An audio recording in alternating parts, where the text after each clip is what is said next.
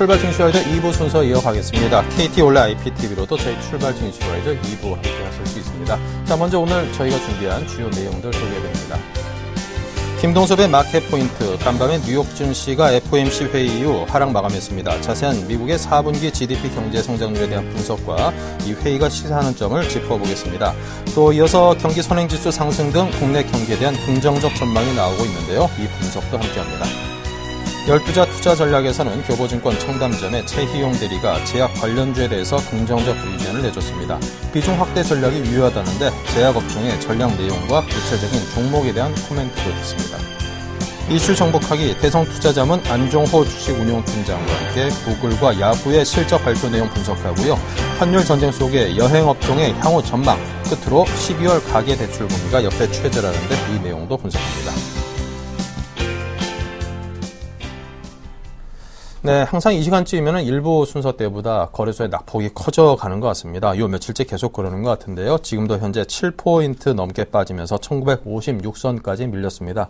코스닥은 1포인트 상승으로 잘 지켜내고 있는데요. 시황센터 김혜영 캐스터를 연결합니다. 네, 시황센터 김혜영입니다. 오늘 코스피 지수는 미국 경기 후퇴 우려감에 내림세로 장출발했습니다. 미국 GDP가 지난해 4분기 시장의 기대치에 못 미치며 14분기 만에 역성장했다는 소식 들어오면서 유럽과 미국에 이어 우리 증시 역시 나흘 만에 내림세가 이어지고 있는데요. 현재 코스피는 0.40% 낙폭을 조금 더 확대한 모습입니다. 1956선에서 거래되고 있습니다. 이어서 코스피 수급 상황 살펴봅니다. 현재 코스피 시장에서는 개인만이 매수 우위 나타내고 있습니다. 현재는 외국인 쪽에서도 15억 원 소폭이나마 매수 우위 나타내면서 지수의 추가적인 하락 흐름을 막으려는 모습 나타나고 있고요. 반면 기관 쪽에서는 231억 원의 매물 출회하면서 지수의 하락 부추기는 모습입니다. 이어서 코스닥 살펴봅니다. 오늘 코스닥 지수는 강보합권에서 장출발했습니다. 전일 나로 발사가 성공하면서 오늘 우주항공주 주가가 줄줄이 상한가 행진 이어가고 있는데요. 이 가운데 코스닥은 현재 0.20%의 오름세 이어지면서 503선에서 거래되고 있습니다. 이어서 코스닥 수급 상황 살펴봅니다. 현재 코스닥 시장에서는 외국인이 나홀로 매수 우위 나타내고 있습니다. 57억 원의 매수세 나타내면서 지수 상승을 부추기는 모습이고요. 개인과 기관 쪽에서는 각각 16억 원, 32억 원의 매물 출회하면서 지수의 추가적인 상승 흐름을 방해하는 모습입니다. 이어서 환율 살펴보겠습니다. 오늘 환율은 상승으로 장출발했습니다. 이 유로화 쇼 커버링으로 원화 이어 아세아 통화들이 약세 흐름을 받고 있고 전일이 외환 당국에서는 한국형 토빈세 도입을 검토하고 있다는 소식 전해지면서 상승 압력 강하게 받는 모습인데요. 현재 환율은 4원 20전에 오름세 보이면서 1089원 70전에 거래 중입니다. 이어서 코스피 시가총액 상위 종목 살펴봅니다.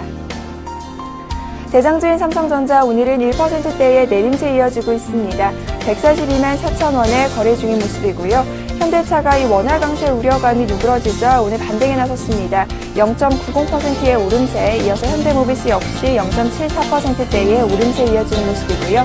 기아차가 현재 2%에 가까운 상승세 보이며 51,500원에 현재가 이어가고 있습니다. 이어서 다음 장 살펴봅니다. 한국전력이 오늘 1%대의 오름세 이어가고 있습니다. 저가 매수세에 4일 만에 반등 시도 나타나고 있는데요. 현재는 32,450원에 현재가 이어지고 있습니다. 이어서 LG화학이 강보합권, 신한지주는 오늘 3%대의 내림세 이어지면서 43,300원에 현재가 이어가는 모습입니다. 이어서 코스닥 시가총액 상위 종목 살펴봅니다. 대장주인 셀트리온은 보합권이며 CJ 오쇼핑은 현재 1%대의 상승세 이어지고 있습니다. 파라다이스가 3%대의 강세 보이며 18,700원에, 서울반도체는 1%대의 내림세 보이며 26,700원에 거래 중인 모습입니다. 이어서 다음 장 살펴봅니다. CJ ENM이 3%에 가까운 하락 흐름 이어지고 있습니다. 이 깜짝 실적을 나타내고 있습니다. 이어서 GS홈쇼핑입니다. 오늘 깜짝 실적을 발표하며 급등세 이어가고 있는 GS홈쇼핑, 현재 3%대의 강세 흐름이 이어지고 있는데요. 17만 1,900원에 현재가 이어지는 모습입니다. 이어서 포스코 ICT와 SFA가 약 보합권에서의 흐름 이어지는 모습입니다. 이어서 이 시각 특징 업종 및 테마 종목 살펴보겠습니다. 전일 하락 흐름을 보였던 자동차주 주가가 원화 강세 흐름이 누그러지자 오늘 반등에 나섰습니다. 현대차가 강보합권, 기아차가 2%에 가까운 상승 흐름 이어지고 있고요. 현대모비스와 SL이 강보합권, 평화종공 역시 0.69%의 오름세 보이면서 14,600원에 현재가 이어지는 모습입니다. 전일 나로 발사 성공 소식에 오늘 우주항공주 주가 급등세 이어지고 있습니다. 비추로시스가 상한가, 비추로테크 역시 상한가 이어지는 모습이고요. 이어서 한양디지텍과 한양ENG, 세트레가이까지 줄줄이 상한가까지 도달한 모습입니다. 가스관주 주가가 오늘 강세 흐름 두드러지고 있습니다. 삼척시의 PNG 터미널 유치 추진 소식과 러시아의 가스관 프로젝트 적극 추진 소식이 들어오면서 오늘 급등세 이어지는 것으로 풀이되는데요. 동양철관이 6%대의 강세 보이며 1,865원에, 대동스틸이 11%대의 급등 흐름 이어지고 있고요. 하이스틸 역시 3%대의 강세 보이며 23,450원에 현재가 이어지는 모습입니다. 시멘트 주가가 가격 인상 모멘텀이 부각되면서 오늘 동반 오름세 이어지고 있습니다. 현대시멘트가 강보합권, 유진기업이 1.81%의 오름세 보이며 3,100원에 현재가 이어지는 모습이고요. 성신양회와 쌍용양회 역시 강보합권에서의 흐름 이어지는 모습입니다. 위메이드와 조이맥스 주가가 오늘 동반 오름세 이어지고 있습니다. 모바일 게임인 윈드리너가 출시 하루 만에 앱스토어 1위에 올랐다는 소식 전해지면서 강세 이어지고 있는데요. 먼저 위메이드입니다. 1%대의 오름세 보이며 38,000원에 현재가 이어지고 있습니다. 이어서 조이맥스 살펴보겠습니다. 조이맥스는 4%대의 오름세 이어지고 있습니다. 전일 대비 1,250원 올라 27,750원에 현재가 이어지는 모습입니다. 이어서 빅텍입니다. 빅텍이 오늘 강세 흐름 이어지고 있습니다. 이 나로 성공 수혜와 북한 핵우려가 들어오면서 오늘 상승 흐름 이어지는 모습인데요. 0.93% 현재는 상승폭이 조금 축소된 모습입니다. 2,180원에 현재가 이어가고 있습니다. 이어서 풍산 살펴보겠습니다. 풍산의 경우 지난해 4분기 실적 실망감에 오늘 하락 흐름 나타나고 있습니다. 2%대의 내림세 이어지면서 29,150원에 현재가 이어가는 모습입니다. 이어서 LG하우시스 살펴보겠습니다. LG하우시스가 지난해 실적이 부진한 것으로 나타내면서 오늘 하락 흐름 이어지고 있습니다.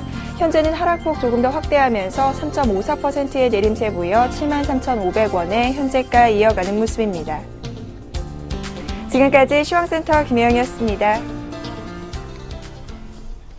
네, 이어서 IM투자증권의 김동섭 이사 연결하겠습니다. 안녕하십니까? 네, 안녕하십니까? 네, 간밤 미국 증시가 지난해 4분기 GDP 성장률이 3분기 만에 마이너스 나타났다는 소식에도 불구하고 보합권을 잘 유지했었는데요. 연준이 매달 850억 달러 규모의 자산 매입을 유지한다, 이런 발표를 하자 하락 쪽으로 방향을 틀었습니다. 자, 이런 미국 증시의 반응을 어떻게 해석하시는지요? 미국 FMCA가 오늘 있었죠.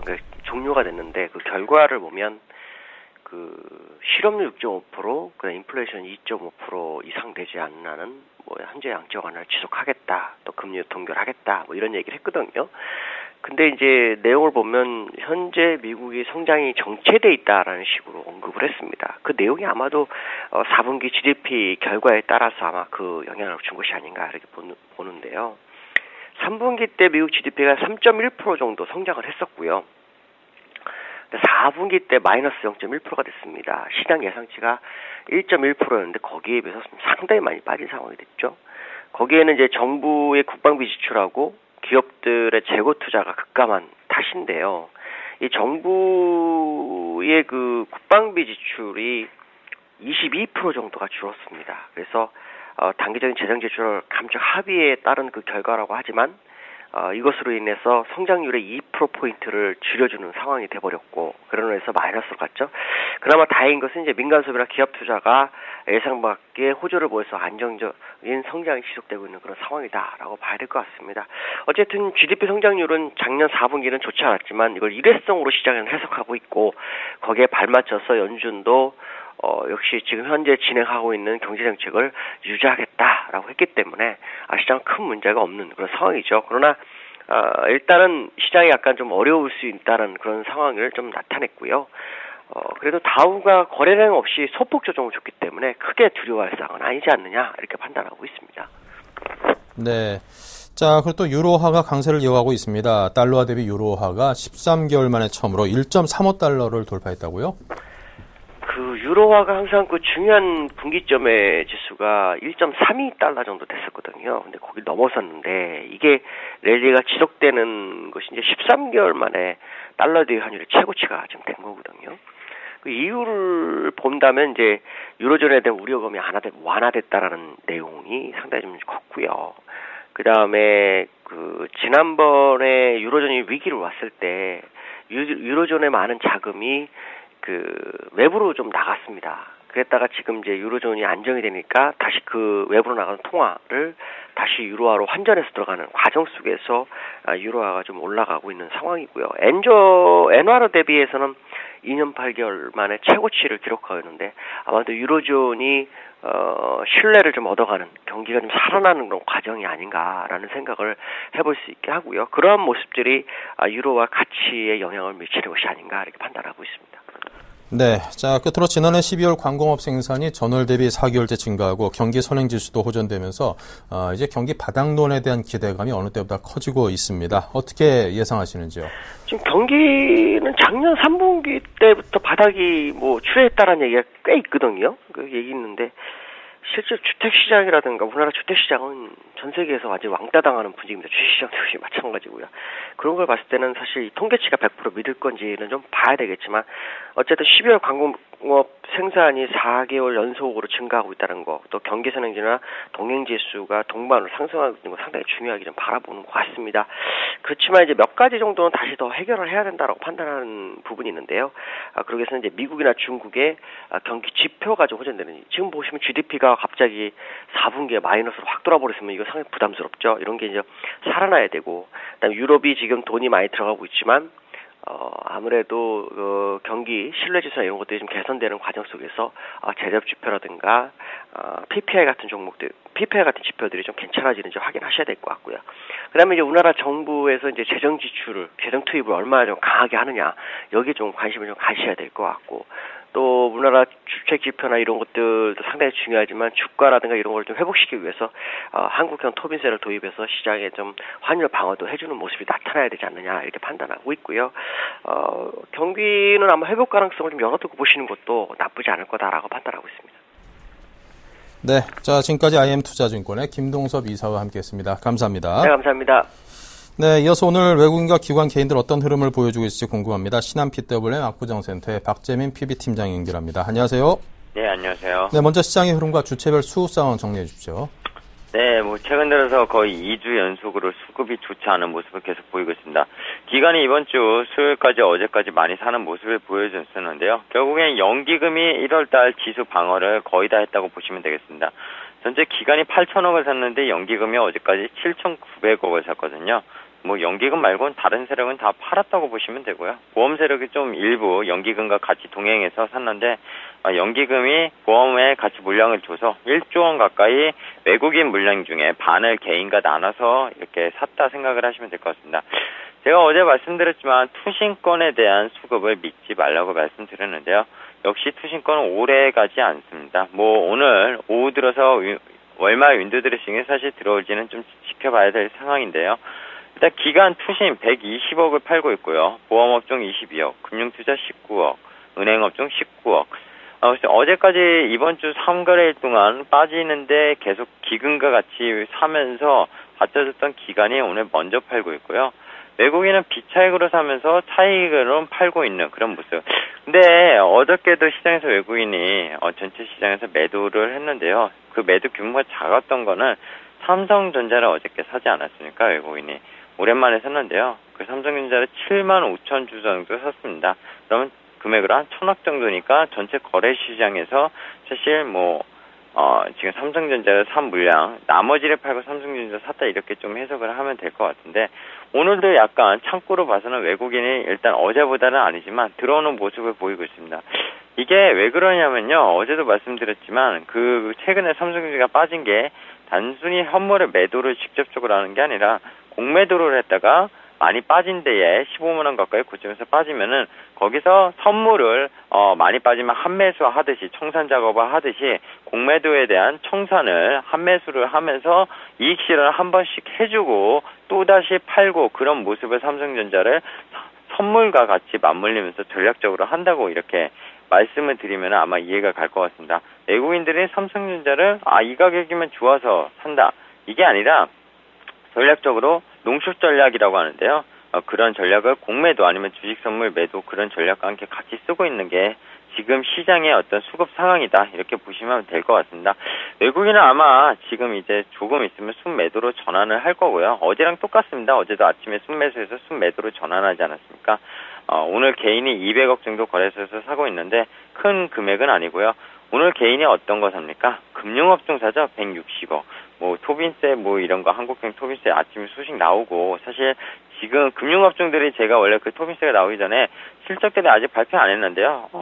이제 실적이 발표하게 되면서 LG학이 빠졌듯이 그런 어떤 어닝에 대한 부담감 아니면 전망에 대한 부담감 때문에 금융주가 단기적으로 많이 올랐지만 부담스럽다. 금융주를 살 때는 아니다. 추격 매수는 아니다. 어제 말씀드렸는데 오늘 먼저 빠지고 있습니다. 거의 신한, KB, 하나금융 3대 주체 은행주가 3%대 넘게 빠지는데요. 이게 사실 계속 연속되는 종목이 없다고 보시면 될 것 같고요. 그런 업종들에 많이 빠지는 업종을 개인이 항상 그날 담는데 그날 제가 많이 빠진다고 해서 들어가면 안 된다고 몇 번 말씀드린 것 같은데 이런 식의 매수는 사실 옳지 않다고 추가적으로 좀 말씀을 드리고 싶습니다. 코스닥 시장은요, 외국인만 56억을 사고 있고요. 개인이 11억, 그리고 기관이 33억을 팔고 있습니다. 반면 지수는 어쨌든 0.8포인트, 503.61포인트, 0.16% 소폭 오름세를 보이고 있는데, 역시 약세를 면치 못한다. 이렇게 좀 해석을 해야 될 것 같고요. 오늘은 상승하는 업종보다 하락하는 업종이 양시장에 더 많다. 이렇게 좀 보이고 있습니다. 네. 자, 그렇다면 오늘 주체별 속내들도 복잡하다는 할 텐데요. 어떤 것들일까요? 네, 외국인은요, 어쨌든 한 놈만 죽어라 팬다. 이렇게 좀, 제가 좀 가격하게 표현하겠습니다. 농축 전략, 좀 전에 말씀드렸죠. 외국인은 오늘도 자동차 업종 팔고 있습니다. 누가 삽니까? 자동차 최근에. 기관이 계속 사고 있고요. 현대차, 지금 창고만 한번 현재가로 보시면요. CS증권, 메릴린치, 노무라그룹, 시티그룹, UBS, 외국계 창고들 매도 상위 5위 안에 탑픽입니다. 너나 나나 할 거 없이 던지고 있고요. 기아차는 조금 덜한데, 노무라 창고가 6만 5천 주 정도 집계가 되고 있고, 모비스 같은 경우에 메릴린치, 모건스탠리 이렇게 던지고 있는데요. 이게 자동차 업종을 계속 던지는 게 지금 외국인들은 어쨌든 엔화 약세에 대한 그런 것들을 상당히 우려시 한다는 겁니다. 외국인들을 따라해서 나쁠 건 없다고 말씀을 드리고 싶고요. 개인 정말 수익 내기 힘들구나, 지친다 근데 단타한다. 그렇기 때문에 오늘 많이 빠진 금융주 사서 오후에 조금이라도 올라가면 팔지 않겠냐 이렇게 좀 생각을 하는 것 같은데 쉽지 않을 것 같습니다. 반등이 이렇게 3%대 넘게 빠지면은 사실 쉽지 않은 모습이고요.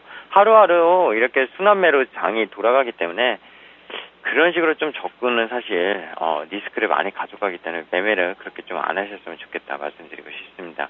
기간은 연기금과 보험이 한 달 사이 1조를 샀습니다. 아주 적극적이야 이렇게 표현을 자기네끼리 하면서도 서로의 좀 눈치 보기가 있는 게 아닌가 생각이 들 정도로 투신권은 샀다 팔았다를 번복하고 있고요. 증권 쪽은 차익 거래를 하기 때문에 사실 신경 쓸 거 없지만 보험 쪽도 샀다 팔았다 자주 하는 것 같고 믿을 만한 건 어쨌든 시장에서 연기금입니다. 연기금이 거의 8천억 가까이 1월 초부터 샀기 때문에 연기금의 매수세가 만약에 끊기지 않는다면 지수가 그래도 하반 경직은 어느 정도는 맞춰주겠다 이렇게 좀 예상을 해볼 수 있을 것 같습니다. 네, 자 그렇다면 끝으로 오늘장 개인을 위한 투자 전략 제시해 주십시오. 네, 오늘같이 하락하는 날 사실 종목을 뭘 살까 고민해 본다면은 여전히 내수적으로 좀 말씀을 드리고 싶은데요. 일단 미국 얘기 잠깐 하면요. 미국 지표가 최근에 주택 지표나 이런 것들이 사실 좋지 않는 모습을 보이고 있어요. 올라오다가 회복하다가 횡보하는 모습인데요. FOMC에서 조기 종료 양적 완화 12월 달에 나왔던 그런 내용이 이번 달에는 그래도 양적 완화 정책을 지속하겠다. 그래서 그 우려감을 없앴다. 이렇게 좀 해석을 할 수가 있겠습니다. 그 이유는 미국이 4분기 GDP가 상당히 예상보다도 안 좋게 나왔고요. 그리고 최근에 주택 지표의 정체, 그리고 고용시장에서의 높은 실업률, 이런 것들이 역시 양적 완화를 계속 써가면서 개선을 시키겠다. 이렇게 좀 정책을 봐야 되기 때문에 유동성은 여전히 풍부하다. 일본도 최근에 어쨌든 계속되는 자산 매입이라든지 그런 것들 유동성이 풍부하다고 말씀을 드리려고 미국 얘기를 했는데요. 일단은 유동성이 풍부하면은 환율, 원화가 강세로 좀 돌릴 수 있어야 되는데, 오늘 또 원달러율이 또 사원을 반등하거든요. 어제 이어서. 그럼 이제 원화 강세 추이가 꺾인 게 아니냐 물으시는 분들한테는 추세적으로 꺾인 건 아직도 아니라고 좀 말씀을 드리고 싶고요. 지금 원화가 결국에 달러 대비 반등에 나서는 것은 오늘 또 무슨 토빈세, 채권, 외국인이 우리나라 국내 채권에 투자하면은 이제 가세를 하겠다는 거 아닙니까? 결국에는 브라질이나 이런 데서 2009년부터 거의 시행한 건데요. 이게 지금 환율 방어를 위해서 한국은행이나 정부가 계속 개입을 하는 겁니다. 사실 아직 정책적으로 시행하지 않은 걸 구두 개입이라고 표현을 하죠. 그런 식으로 환율을 좀 잡아놓고 있겠다. 이런 사실 정책이 깔려있기 때문에 그래서 더 이상 1,050원대에서 지금 1,090원대에 계속 박스를 유지하고 있지만 하지만 글로벌 유동성에 의한 어떤 유동성이 멈춘 게 아니기 때문에 원화 강세 추이가 꺾인 게 아니고 역시 엔화 약세도 꺾인 게 아니다. 이렇게 좀 계속 추가적으로 말씀을 드리고 있습니다. 어제 60일선, 120일 이평선 말씀을 드리면서 60일선 이평선 회복은 어제 종가 기준으로 했지만 오늘 다시 내려왔죠. 결국엔 60일, 120일 이평선 어제 말씀드린 대로 행보를 할 거라고 예상이 되고요. 여기서 위로 튀던 밑으로 튀던 방향은 나온다고 말씀드렸지만 위로 튀도 21선이 역으로 꺾였기 때문에 추가로 많이 올라가기엔 쉽지 않은 상황이다. 이렇게 말씀을 드렸습니다. 그러면은 방향 탐색은 계속 외국인 행보에 달려있는데 외국인이 순매수를 적극적으로 많이 작년처럼 하지 않는 이상 올라가기 쉽지 않기 때문에 상당히 단기 매매를 해야 된다는 그런 결론이 나오게 되고요. 어닝 시즌인데요. 어닝 시즌은 아직 끝나지 않았습니다. 실적 안 좋은 주식 미리 사가지고 물리는 일. LG화학을 미리 사서 실적 발표 이렇게 하고 떨어지는 급락에서 사실 잡으셔도 되는데 미리 사서 좀 상장사들 80에서 90%가 손익이 많이 줄었다고 예상이 되고 있는 가운데 굳이 그런 민감주들을 좀 미리 잡아서 매매를 먹겠다 이런 생각은 좀 버리셨으면 좋겠다 이런 생각을 좀 하고 있습니다. 저는 내수주 매매가 여전히 좀 단기적으로 더 괜찮다 말씀드리고 싶고요. 오늘 보험업종 좀 빠지는데요. 은행업종하고 같이 조금 더 기다리면은 다시 살만한 가격대가 온다고 좀 기다리고 있습니다. 그리고 유통업체들 최근에 흐름 나쁘지 않습니다. 이런 것들도 역시 가격 밴드 잡아서 매매하시면은 오히려 장을 대응하시는데 편하실 거라 생각을 하고 있습니다. 네, 알겠습니다. 지금까지 개인을 위한 투자 전략까지 함께 제시해 주신 박재민 PB팀장이었습니다. 감사합니다. 네, 감사합니다.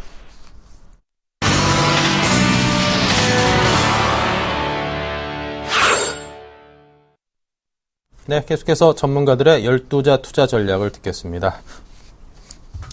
네, 5분의 전문가가 각각 중국 춘절 관련주에 주목하자 1분기 실적 개선주에 관심 두자, 경기 회복에 대한 기대감, 증시 반등을 예상했고요. 제약 관련주 비중 확대, 지수보다는 종목 압축 대응을 주문했습니다. 네, 관심 업종은 다양합니다. 카지노, 여행, 건설, 조선, 미디어, 유통 두 분의 전문가가 제약 업종을 또 중복해서 제시를 해준 게 이채롭네요.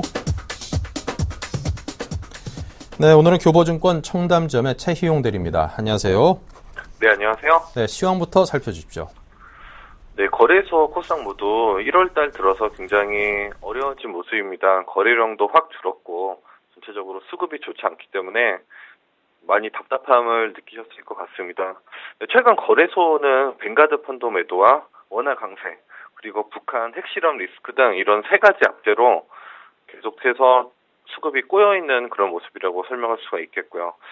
지수의 하락을 가장 부채질한 것은 역시 대장주인 삼성전자와 현대차 그리고 기아차 등 대형 수출주 위주의 하락이라고 설명을 할 수가 있겠습니다. 기아차 같은 경우에는 작년 8만 원을 찍고 5만 원까지 내리는 그런 좋지 않은 모습을 보여왔고요. 현대차, 현대모비스 등 지수를 견인해왔던 대표 대형주들이 밀리면서 굉장히 답답한 모습을 보이고 있습니다. 당분간 거래소 지수는 좋지 않은 수급이 이어질 것으로 보이고 박스권을 유지할 것으로 예상이 됩니다. 코스닥 업종 같은 경우도 최근 며칠간 조정을 보이면서 수급이 좋지 않았지만 어제 나로 발사 성공 등 여러 가지 테마 모멘텀이 다시 살아나고 있는 모습으로 거래소보다는 그나마 나은 수급 흐름을 이어갈 수 있을 것으로 예상이 되고 있습니다. 1월 달에는 전체적으로 수급과 심리 전부 좋지 않았기 때문에 크게 수익을 내기 어려운 장세였지만 이제 내일부터는 다시 2월이 됩니다. 2월에는 이미 선조정을 받았기 때문에 투자 심리적인 측면에서 조금은 나아진 모습을 기대할 수 있겠습니다. 네. 자, 오늘은 제약업종을 말씀하셨습니다. 알파라인스탁의 정재훈 실장도 똑같이 제약업종을 제시를 했던데요. 자, 듣고 싶습니다. 네, 올해 가장 눈여겨봐야 될 업종이 바로 제약업종입니다. 네, 재작년부터 이어진 약가 인하로 제약주들이 수급이 굉장히 안 좋았었는데 의외로 최근에는 한미약품 등 신고가를 내는 종목들이 많습니다. 네, 제약주는 경기방어주에도 속하는데 불경기일수록 음식료품과 제약업종은 오히려 강세를 띠고 수급이 좋아진다는 그런 모습이 있고요. 일본에서도 약가 인하가 이어진 이래로 제약주들이 수십 배 오른 적이 있었는데 신약 개발과 해외 매출이 확대된다면 제약주 중에서 올해 큰 폭의 상승이 가능해 보이는 종목들이 몇 개 보입니다. 특히 중국과 인도 등 해외 매출 관련이 급증하는 종목을 찾아서 투자하는 게 핵심 키포인트라고 말씀을 드릴 수 있겠습니다. 네, 자, 오늘장 관심 종목은 어디일까요? 네, 오늘 준비해온 종목은 동성제약입니다. 네, 동성제약은 연모제, 즉 염색 관련 약품 범블비의 최대 호황으로 올해 큰 매출 확대가 기대되는 그런 종목이고요. 연간 연모제 판매량이 1,000만 개를 돌파했다는 소식에 연일 강세를 띠고 있습니다. 네, 머리를 감으면서 자연스럽게 염색이 되는 이 범블비의 최대 매출도 좋은 소식이지만 올해 상반기에는 염색 시간을 획기적으로 단축시키는 천연 연모제 허브 스피디가 출시됩니다. 네, 동성제약 연모제가 미국과 캐나다, 그리고 중국, 일본, 대만 등 18개국에 수출되고 있고 얼마 전에 인도의 홈쇼핑 판매에서는 바로 매진 소식이 나오는 등 여러 가지 호재를 많이 안고 있는 종목이기 때문에 관심 있게 지켜봐야 될 종목이라 이렇게 말씀드리고요. 다시 한번 세 가지 요약을 해드리면 연모제 매출 확대 모멘텀, 수급 양호, 성장성 양호 이렇게 세 가지로 요약할 수가 있겠고요. 기술적으로도 잠깐 살펴보시면 4,000원의 하단 지지선이 굉장히 양호하게 지지받고 있는 모습으로 매수하기에 부담이 없는 자리입니다. 네, 목표가는 6,000원, 매입가는 현재가인 4,100원 내를 보시면 되겠고요. 손절가는 3,500원을 제시하도록 하겠습니다. 네, 자, 오늘 동성제약 들어봤습니다. 교보증권 청담잼의 최희용 대리와 함께했습니다. 감사합니다. 감사합니다. 네, 다음은 이슈 정복하기 박미라 아나운서입니다. 안녕하세요. 이슈 정복하기 박미라입니다. 오늘의 주요 이슈 살펴보겠습니다. 최근 구글과 야후의 실적이 뉴욕 증시에서 공개됐습니다. 먼저 야후의 경우 광고 단가가 인상되면서 4년 만에 매출액이 늘었는데요. 구글 역시 시장 예상치를 상회하는 실적을 발표했습니다. 과연 우리나라 인터넷 기업들의 실적은 어떨지 전망해봅니다. 미 달러화 대비 원화 환율이 1,100원 아래로 내려가면서 여행 수요가 늘고 있습니다. 특히 올해 추석 연휴와 샌드위치를 포함한 연휴 수가 작년보다 증가하면서 여행업이 호황을 누릴 거라는 전망입니다. 시중은행의 대출금리가 역대 최저치 기록을 갈아치우며 끊임없이 추락하고 있습니다. 작년 12월 시중은행의 가계대출 평균금리는 4.5%대로 떨어졌고 기업 대출금리도 5%대 붕괴를 앞두고 있습니다. 네, 이슈 정복하기 오늘 순서는 대성투자자문의 안종호 주식운용팀장과 함께하겠습니다. 안녕하세요. 예, 안녕하십니까. 네, 최근 미국은 어닝 시즌에 이르면서 구글과 야후가 실적을 공개하기도 했습니다. 우리나라 인터넷 기업은 최근 어떤 흐름을 보이고 있는지 향후 성장성에 대해서 전망 부탁드립니다. 예, 구글이나 야후 같은 미국의 업체들의 실적에 대해서 우리가 관심을 가지고 있는 이유는 구글이나 야후 같은 미국의 인터넷 업체들이 새로운 비즈니스 모델을 제시할 경우가 많고요. 또 이들 기업의 어떤 실적을 분석해 보면은 우리나라 포탈 기업들의 어떤 향후의 실적을 힌트를 얻을 수 있기 때문에 그런데요. 최근에 이제 구글 같은 업체 같은 경우에 글로벌하게 검색률에서 독보적인 어떤 그런 모습을 보였습니다만 2011년에 스마트폰 사업을 좀 더 강화하기 위해서 모토로라라는 이제 하드웨어 그룹을 회사를 인수하면서 2012년에 영업이익률이 급락하는 그런 모습을 보였었습니다. 그런데 최근에 다시 컨텐츠 부분이라고 할 수 있는 구글 플레이나 유튜브에서 매출이 증가하면서 실적이 회복되고 있는 모습이고요. 야후 같은 경우에는 원래 마이크로소프트에 인수되기를 바랬습니다만 인수의 M&A가 실패를 하면서 구글이나 또 이제 MS의 마이크로소프트의 빙의 검색률을 뺏기면서 진퇴양난의 처했습니다만 최근에는 다시 광고 단가가 회복되면서 실적에도 좋은 모습을 보이고 있습니다. 그 최근에 우리나라 업체도 그렇습니다만 글로벌 포탈 업체들의 그 가장 큰 고민은 그 검색의 그 수요가 PC에서 모바일로 옮겨가고 있는 건데요. 그 모바일로 옮겨가는데 모바일에서는 PC보다는 훨씬 화면이 적기 때문에 그 실을 수 있는 광고의 숫자가 상당히 제한적이고 광고 크기도 상당히 적습니다. 그래서 광고 단가가 떨어지고 있는 건데요. 그래서 그 PC 그 전과 같은 실적이 나오려고 한다면 이제 유료 클릭 수가 상당히 늘어야 됩니다. 그런데 요번에 구글의 어떤 실적을 보게 되면 연간 기준으로 24% 정도 유료 클릭 수가 늘어나는 모습을 보였습니다. 그래서 이 정도 성장을 한다면은 그 모바일로 그 검색 수요가 이전이 돼서 그 실을 수 있는 광고 수요가 적은 것을 어떻게 보면 커버하고도 남는 그런 수준으로 된다고 볼 수 있는 건데요. 그 우리나라 기업들의 어떤 그 현상을 보게 된다면 먼저 미국 포탈 기업들이 지금 광고 클릭 수도 늘고 광고 단가가 하락하는 모습도 멈췄기 때문에 그 지금 좋은 실적을 내고 있는데 그래서 우리나라 기업들도 향후 그런 어떤 경기 회복에 대한 수혜를 입을 수 있을 것이다라고 힌트를 얻고 있는 반면에 또 우리나라 기업들은 미국 구글이나 야후가 가지고 있지 못했던 메신저라는 어떤 서비스를 통해서 새로운 어떤 비즈니스 모델을 계속해서 강화해 나가고 거기서 또 지금 수익을 창출하고 있기 때문에 오히려 그 미국의 구글이나 야후보다도 더 좋은 비즈니스 모델을 갖춘 것으로 보입니다. 네, 다음 이슈입니다. 원달러 환율이 1,100원 선 아래로 내려가면서 여행이 늘어날 거란 전망이 나오고 있습니다. 특히 올해 샌드위치 연휴가 많아서 잘 활용하면 휴일이 늘어날 거라는 분석도 이어지고 있는데요. 여행 업종에 대한 전망 어떻게 보시는지요?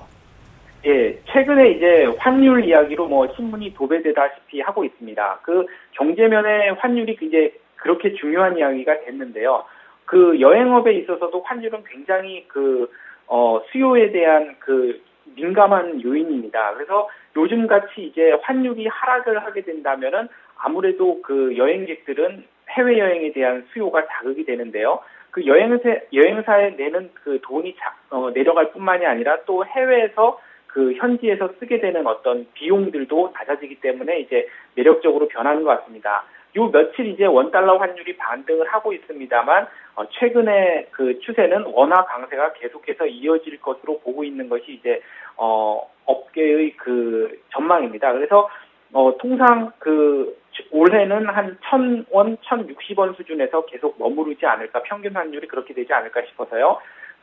한 2% 정도의 어떤 출국자가 늘 것이다, 이런 예상이 되고 있습니다. 근데 우리나라의 어떤 출국자 수를 보게 되면 2011년 기준으로 우리나라 전 인구의 한 25.5%가 외국으로 출국을 했었는데요. 이거는 그 우리나라와 GDP가 비슷한 대만의 40.6%에 비하면 현저히 낮은 겁니다. 그래서 삼면이 바다이고 그 국토가 좁기 때문에 해외여행에 대한 어떤 수요가 많다는 그런 공통점을 생각해 보면 우리나라도 이제 출국자 수가 대만만큼 늘 수 있다, 이런 환율이 이제 계속해서 강세를 띠게 된다면 대만만큼 늘 수도 있다, 이런 어떤 여력이 있다라는 그런 판단도 되고 있는데요. 그래서 업계에서는 그 2016년까지 연평균 한 6% 정도 우리나라 출국자가 늘 것이라고 생각을 하고 있고, 2013년에도 그 추석 연휴나 샌드위치를 비롯한 그 연휴 일수가 그 32일로 작년보다 11일이 많기 때문에 해외여행 수요도 늘어날 것으로 생각을 하고 있습니다. 그리고 중국인들도 그 한국의 어떤 쇼핑이나 놀이, 그리고 한류의 확산 등의 영향으로 인해서 연평균 9% 정도 늘 것이라고 예상을 하고 있는데요. 최근 이런 그 집계를 합하다 보니까 2015년까지 우리나라의 호텔에 수요가 공급이 상당히 호텔이 부족한 현상이 나타나고 있습니다. 그런데 이런 것들을 예상하고 우리나라 어떤 상위 여행 업체들은 그 호텔업에 뛰어들어서 이미 이제 호텔들을 운영하고 있습니다. 그래서 이런 호텔들을 운영하는 것들이 이제 우리나라 여행 회사들에게 새로운 상승 동력이 되지 않을까, 신성장 동력이 되지 않을까 예상이 되고 있습니다. 네. 시중은행의 대출 금리가 9개월째 떨어지면서 사상 최저치 기록을 갈아치웠습니다. 경기 침체가 장기화되면서 대출 수요가 줄었기 때문인데요. 관련 내용 자세하게 전해주시죠. 예, 우리나라 그 대출 금리가 사상 최저치를 계속 그 갱신해 나가고 있습니다. 그래서 시중은행 같은 경우에 그 대출 금리가 4.5%까지 떨어지고 있는데요. 한국은행에서 30일 발표한 것에 의하면은 1996년 이후 가장 낮은 수준이라고 합니다. 그래서 최저치 갱신을 해가는 것도 5개월 연속 지금 달마다 갱신을 해가고 있고요. 기업 대출 금리도 5.1%로 넉 달째 최저치를 지금 갱신해 나가고 있습니다. 하는 관계자에 의하면 우리나라 금리가 이렇게 낮은 이유가 경기 침체로 대출 수요가 적은 데다가 금리가 낮은 상품이 이제 경쟁적으로 출시되다 보니까 은행권 대출 금리가 일제히 하락을 했다 이렇게 밝히는데요. 글로벌 시장의 어떤 채권 동향을 살펴보면 우리나라는 상당히 정반대의 모습을 보이고 있습니다. 미국이나 독일의 어떤 국채 금리를 보면 지난 10월 이후 거의 최고치로 금리가 올라가고 있는데요. 이는 이제 글로벌 위험이 이제 굉장히 줄어들면서 안전 자산을 보다는 위험 자산으로 이제 자금이 이동하고 있다는 증거가 되고 있습니다. 그런데 이렇게 우리나라에서 이제 금리가 내려가는 현상이 유독 우리나라에서만 일어나고 있는 이유는 현재 글로벌 경기의 회복이 이제 미국 중심으로 되다 보니까 우리나라 산업 구조는 화학이나 조선이나 기계 같은 부분들이 거의 이제 50% 이상이 중국향으로 이제 산업 구조가 형성이 되어 있는데 지금 글로벌한 경기 회복은 미국 중심으로 이루어지고 있다 보니까 우리나라는 지금 금리가 오히려 내려가고 있고 특히 이제 최근 중국 경기가 이제 중국 경기 회복에 대한 어떤 신뢰감 같은 것이 상당히 낮은 편입니다. 그래서 새로운 시진핑 정부가 들어왔는데도 불구하고 경기 회복에 대한 어떤 기대감이 낮다 보니까 우리나라에 대한 경기 회복에 대한 기대감도 지금 낮아지고 있는 그런 모습입니다. 그래서 지금 과잉 설비되어 있는 부분들이 중국 경기 회복이 설비가 되지 않는다면 향후 설비 투자도 이루어지지 않을 것이다. 이런 면에서 채권 금리가 우리나라만 글로벌 움직임과 다르게 내리고 있는 형국이고요. 그래서 국내 금리가 상승하기 위해서는 이제 원달러 환율 같은 이제 교역 여건도 완화가 돼야 되겠지만 중국 경기 회복이나 이제 특히 제일 중요한 국내 부동산 경기가 회복이 돼야 국내도 금리가 상승하는 모습을 보일 것으로 예상이 되고 있습니다. 네, 대성투자자문 안종호 주식운용팀장의 도움 말씀 잘 들었습니다. 고맙습니다. 예, 감사합니다. 지금까지 이슈 정보카기였습니다.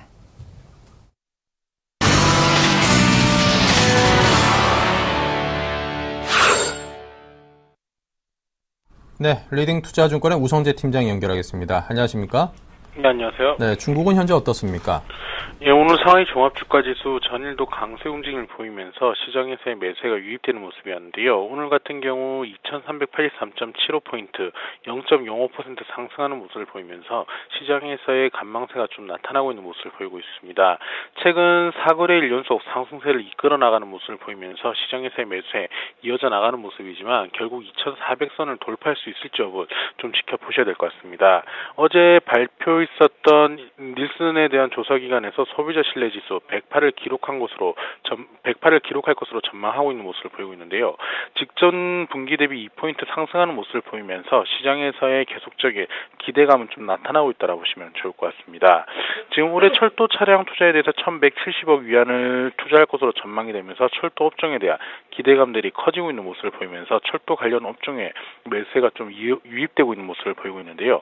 로이터 통신에서 발표한 1월 제조 PMI 지수는 50.9를 기록할 것이란 전망이 나오고 있습니다. 중국의 1월 제조 PMI 지수는 50.9로 50.9까지 상승하면서 9개월간 최고치에 달할 것으로 보이고 있고 4개월 연속 50을 웃도는 모습을 보이면서 중국 경제 회복세가 이어져 나갈 것이라는 기대감을 확대되고 있다고 보시면 좋을 것 같습니다. 지금 피치에서는 올해 중국의 재정 수입 증가율은 10% 감소할 것으로 전망을 하고 있는 상황인데요. 경기 침체와 세제 개혁으로 인해서 재정 수입이 감소할 것이라는 설명을 내놨습니다. 결국 올해 재정 수입이 연 10에서 14% 증가할 것으로는 보이지만 이러한 부분들이 둔화되는 모습을 보이는 만큼 과거의 20%의 높은 상승률은 좀 둔화될 것이란 전망을 내놓고 있다고 보시면 좋을 것 같습니다. 오늘 상하이 종합주가지수는 좀 방향성을 잡기 위한 움직임이 좀 이어져 나갈 것으로 보이고 있는 가운데 2400선을 돌파하기보다는 2350과 2400의 박스권 기준을 좀 이어져 나갈 확률이 높다라고 보시면서 접근하셔야겠습니다.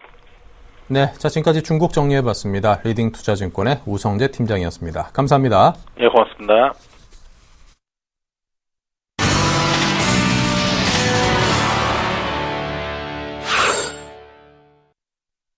네, 이제 오전장을 정리하고 슬슬 또 오후장에 대한 대비를 해봐야겠습니다. KB투자증권의 김재현 차장이 김재현의 키포인트를 통해서 도와드립니다. 안녕하세요. 예, 안녕하십니까. 네, 먼저 오늘장 흐름부터 한마디로 표현을 해주시면 들어보겠습니다. 예, 최근 우리 증시 흐름 순환매 지속적으로 좀 말씀드린 부분입니다. 실적 발표로 종목들의 움직임이 차별화되고 있습니다. 하지만 조금 긴 그림으로 보자면은 다들 박스권 내에서 상승과 하락의 반복이지 추세적인 상승이나 추세적인 하락은 포착이 되고 있지 않습니다. 오늘 자동차의 상승과 은행주의 하락, 또 최근의 건설주의 상승에서 그런 움직임들을 느낄 수가 있습니다. 결국 시장은 좀 더 짧은 밴드로 대응을 하면서 저가 매수, 고가 매도의 전략이 가장 우세함을 알 수가 있습니다. 네, 자 일단 오후장 전략 키워드를 통해서 들어볼까요? 예, 최근 우리 증시에 눈에 뜨는 부분 연기금의 매수입니다. 일단 어제장 같은 경우에 외국인은 우리 시장에서 951억 원치를 순매도했고요. 5거래일째 팔자를 좀 보였습니다.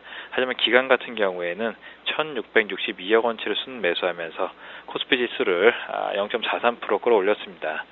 지난 25일, 28일 이틀간 5천억에 가까운 외국인의 순매도를 급락했던 지수가 기관들의 계속된 좀 매수로 최근 이틀간 상승세를 이어가고 있습니다. 이 같은 기간 수급 개선은 국내 연기금이 주도를 하고 있습니다.